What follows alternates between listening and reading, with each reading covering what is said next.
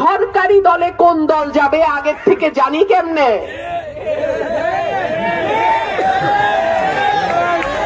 এইটা কি হাসিনার পাতানো নির্বাচন যে আগে আগেই জানি সরকারে কোন দল যাবে? কথাবার্তা সাবধানে কইেন, একদিকে কথা কইবেন আরেকদিকে ধরা খাইবেন। তো কথাবার্তা যত কম তত ভালো।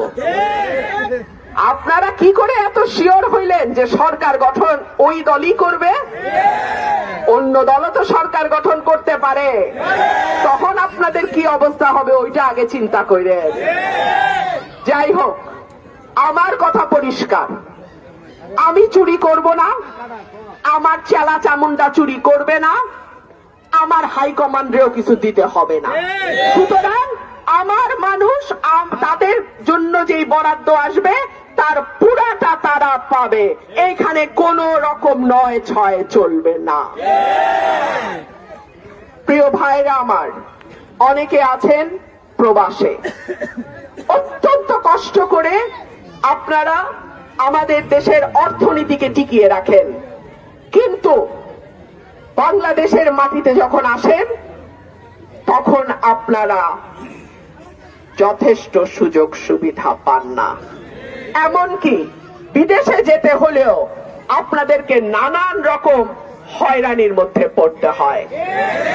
ইনশাআল্লাহ, আল্লাহ যদি কবুল করেন, আগামী 12 তারিখ যদি আপনারা আমাকে ভোট দেন, আমার প্রবাসী ভাইরা যারা বিদেশে আছেন এবং যারা যেতে চান, তারা যাতে সহজে কম খরচে দালালের হাতে না পড়ে বৈধ উপায়ে কিছুটা ট্রেনিং নিয়ে দেশের বাইরে যেতে পারেন, আমার এলাকা থেকে ইনশাআল্লাহ সেই ব্যবস্থা আমি করব।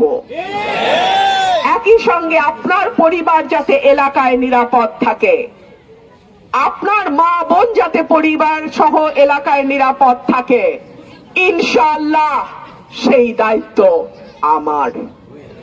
আমি আপনাদেরকে অনুরোধ করব, 11 তারিখ বিকাল থেকে 12 তারিখ রাত পর্যন্ত, ভোট গণনা না হওয়া পর্যন্ত আপনারা দয়া করে কেন্দ্র ছাড়বেন না।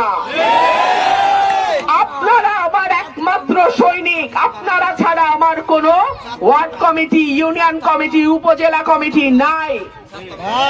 আপনারা যদি আমাদের ভোট পাহারা না দেন, আমার পাহারা দেওয়ার মতন আর কেউ নাই।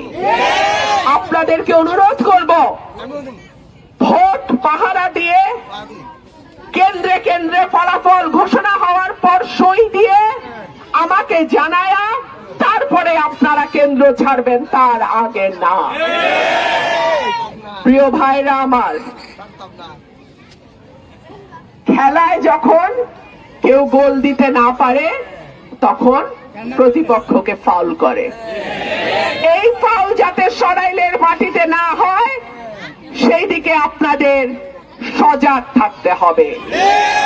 আমার মিডিয়ার ভাইদেরকে আমি অনুরোধ করব, আপনারা সুখে দুঃখে বিপদে আপদে গত 15 বছর আমার পাশে ছিলেন, আমরা একসঙ্গে কাজ করেছি।